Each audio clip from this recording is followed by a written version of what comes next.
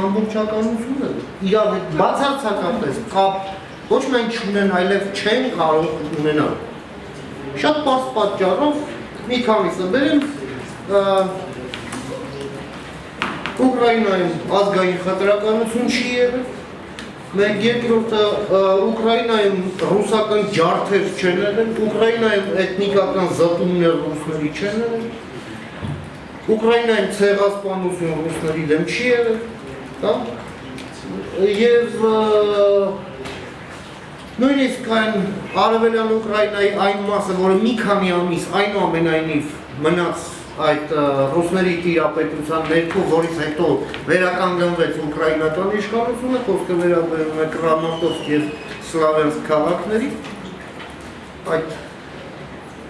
ուրեմն վերահսկողությունը վերականգնելուց հետո այնտեղ բնակչությանը ոչինչ տեղի չունեցավ եւ չէր կարող ունենալ։ Ով ապրում էր, նա շարունակեց ապրել։ Դե հիմա այդ նույն բաների պրոյեկցում ենք նրա այդ ինչ կատարվեց Ղարաբաղում, ինձ թվում է նույնիսկ համեմատությունները անտեղի են եւ խոսել նույն կոնտեքստում տարածքային ամբողջականության մասին Ուկրաինայի պարագայում եւ Ադրբեջանի դա ուղղակի վիրավորական է մարդկային բանականության համար։ Բայց այլ հարց է հայկական դիվանագիտությունը դա արդյոք տեղ հարցնում է թե ոչ։ Որովհետև եթե սկսենք ընկնել ինչ, ով սկսում է տեղից վեր կացող խոսել ինքնորոշումից, մենք պաշտպանենք եւ բանի, ինչ է, հյուսիսային Կիպրոսի ինքնորոշումն էլ ողջունենք, ի՞նչ եք ողջունում։ Իսլամական պետությունն էլ լավ է ինքնորոշվել, ինչ չեք ողջունում, ողջունենք։ Եթե չէ, եթե ոչ մի տարբերություն չենք դնում, կարևորը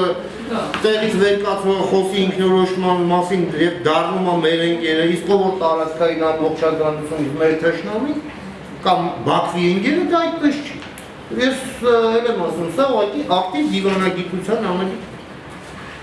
որը մենք, ինչպես եւ ասացի, չունենք այսպես։ Շատ լավ հարցուներ։ Շնորհակալություն նախ բանախոսներին ունեն կամ ոչ ոչ շնորհակալություն, ուղղակի ես էլ բաղուց մենք այս թեման իսկապես ուզում ենք անդրադառնալ եւ հաճելի է որ վերջապես կարողանում ենք հնարավորություն ունենալ։ Իհարկե Ուկրաինայի եւ Հայաստանի հարաբերություններն են շատ հետաքրքիր եւ պետք է ասել, որ այստեղ այն չէ, որ հայկական դիվանագիտությունը պարզ ուղղակի զուգահեռներ է տանում, խնդիրն է, որ ենթադրում հարցը ուղղել ձեզ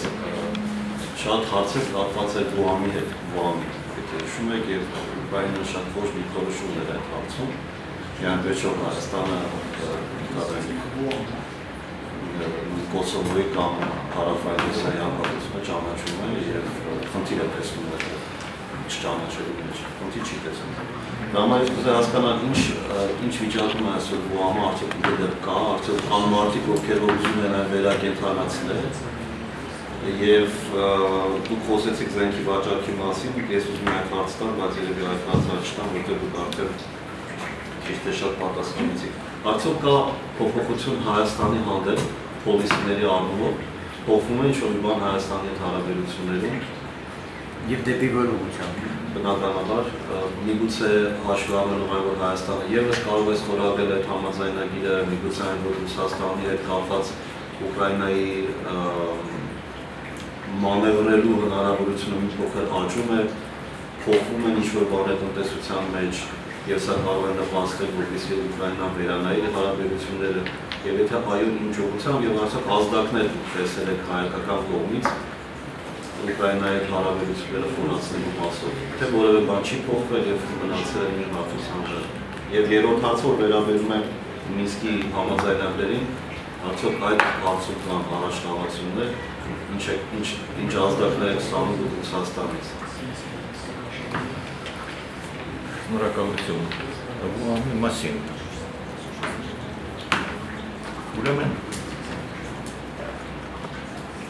ես որպես պրակտիկ դիվանագիր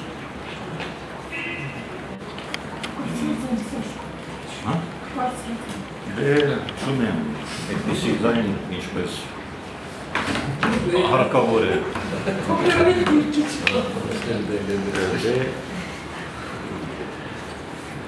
այդպես է եղել, որ ես մասնակցում էի եւ ԱՊՀ-ի ստեղծման գործում, չնայած մեր եւ որոշում ենք ուրիշ։